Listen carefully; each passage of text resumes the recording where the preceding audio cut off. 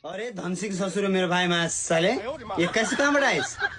अरे ज्वाइँ साहब तपाईँले के बौला कुकुरले टोक्या के बोलेको यस्तो? मलाई किन बौला कुकुरले टोक्ने र? बरु त धनसिंह मासाललाई टोक्यालो खोइरी परेको कुकुरले। यस्तालाई पनि मैले कहिले छोरी दिन पुग्नु छु हे भगवान। यो बोली भएन क्या मेरो छोरी कहाँ ल्याउ त म लैजान्छु। अरे छोरीका कुरा पछि गर्लास मेरो भाइ।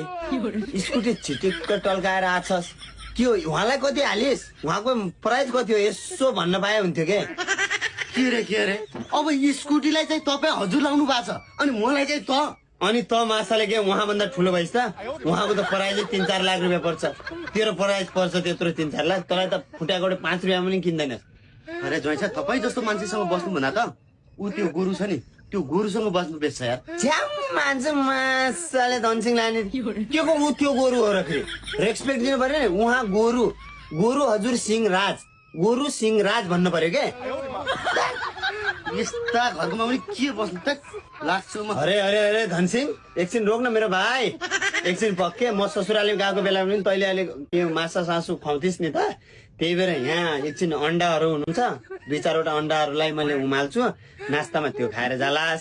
अनि भित्र साङ्लामा बाने कुकुर हुनुहुन्छ उहाँलाई ट्याकटुक पारेर काटकुट पारेर अनि त्यो उहाँको सुप बनाएर खाएर जालास के? अब कुकुरको मासु खाउँ त म। ल ठिक छ मेरो धनसिंह भाइ।